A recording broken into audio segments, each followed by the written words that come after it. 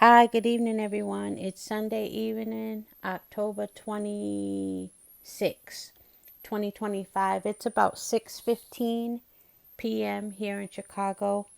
Um, well, this is just some rambling. It's not boxing. Did you guys see that video of the girl? I think it was in Colombia. I think. And she was at a restaurant with her boyfriend. And the waitress got his number. He didn't give it to her. She got his number off of the app which he had used to pay for the food. And I guess she found him attractive and didn't care that he was with his woman. Just mad disrespectful. And she sent him a message that said, "I'm the waitress with the lemonade," or something like that.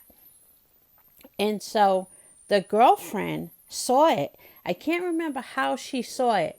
I think maybe the boyfriend might have gone to the restroom and left his phone and she saw it come through. I forgot how she saw it, but basically she got up and approached the waitress with the screen of her saying, "I'm the one with the lemonade," or whatever.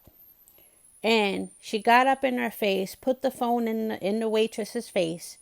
They looked like they were about low to mid 20s.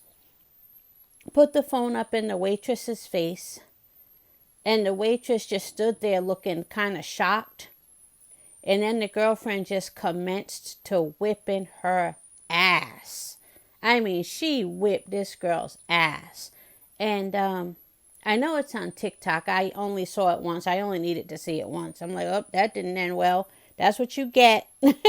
But everyone's talking about it and everyone's putting in their 2 cents about how they totally understand it. They don't condone it, but you don't mess with people and be that disrespectful and play them like that.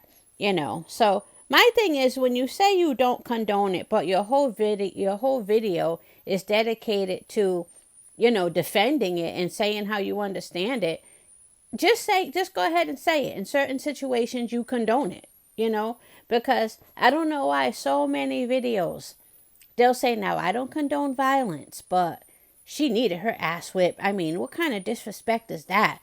To do it with the girlfriend right there and this, that, and the other. And she whipped her ass. She had it coming. Don't be disrespecting people and don't be, coming after people's men like that.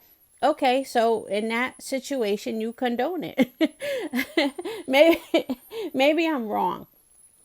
But yeah, so that was that.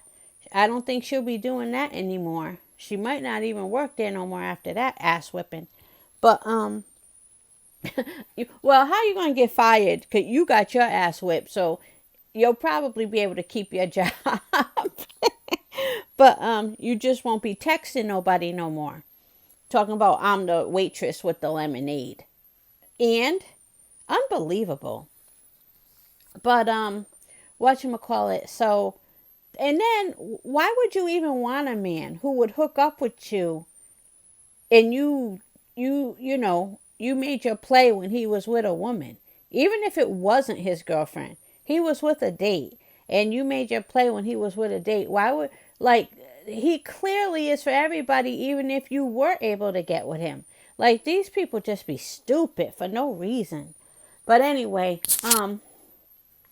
oh, you guys, here in Chicago, these gangsters, some gangsters, I hate to say it like they're property because they're humans, of course, but killing certain gangsters, like, how can I put this without it being disrespectful?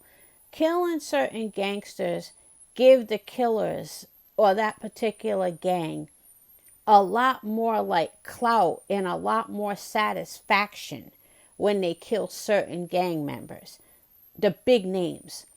And there's a gangster that was killed. Did he die today or yesterday? He was a big name, you guys. And he had one of those super recognizable faces. So nobody really would know unless it leaks out how he got tracked down like that. But his name was Bezu.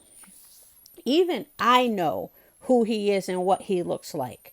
So I'm thinking, suppose I was walking down an aisle in the grocery store and I saw him. I would know immediately who that is. And I would immediately look away. Like, he ain't about to think I'm going to drop his location.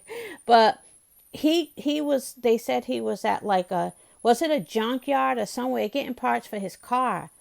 And he was with at least two other guys. And nobody knows how these dudes got his location. But it could have been somebody in that place that recognized him. He's very, very recognizable. And they could have just been on the phone, like, guess who I just saw? So and so. And they might have been talking to somebody who knew somebody who knew somebody. Or it could have been something else more like calculated. Like maybe he was known about even earlier, or some people were saying his like location tracker on his phone, but let's give him the benefit of the doubt that he's smarter than that to have that thing on. But I mean, there's so many ways these guys could have caught up with him. And the video is already out, you guys. The way these dudes ran up on him, he didn't have a chance in hell. And that's the thing. Like, you can't be a gangster 24 hours a day. The only thing you could ever be 24 hours a day is human. Whether you're going to be a good human, a bad human, a peaceful human, a gangster human, but you can never ever be a gangster 24 hours a day. Once you fall asleep even, you're human. Because you can't guarantee that someone won't get you in your sleep. What if the people you trust, if one person were to decide to turn against you, like you can't even be a gangster in your sleep, really. The only thing you could really ever be 24 hours a day is human. So I do hear a lot of people saying, comments saying, how could he get caught slipping like that? He should know better, and this, that, and the other. I mean, if you're a gangster 95% of the time, give the man that 5% break. I mean, that's when he's going to get caught, but I mean, you can't help it. It's going to happen. But I will say, the way they all had their backs turned against anything that could come up to them from, like, again, you got three people. Somebody should have been in gangster mode. Like, okay, fine. He was human at that moment. But what about the other two? Like three gangsters all together. I'm going to assume they were all gangsters. Three gangsters all together. You can't have three of them off. Like, one of them got to be in gangster mode. Where was the one who was looking out? How three of them all had their back? How did all three of them get comfortable?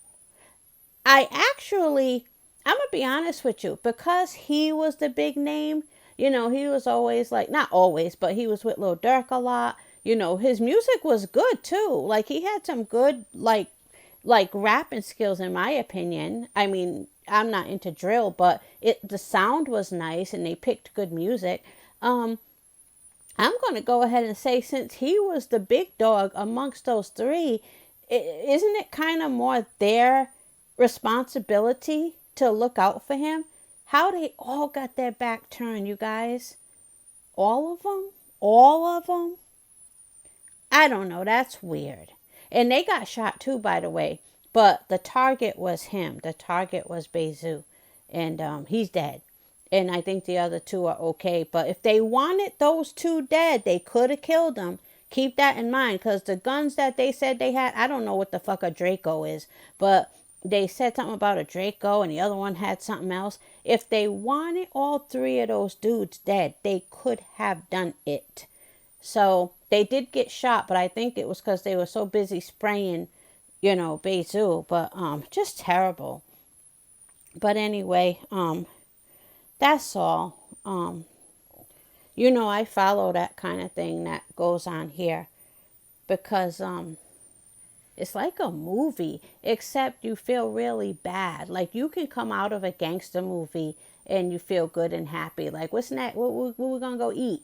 But when you follow what goes on here, it really is like a movie, but it's not happy. You're not happy at the end. It's sad.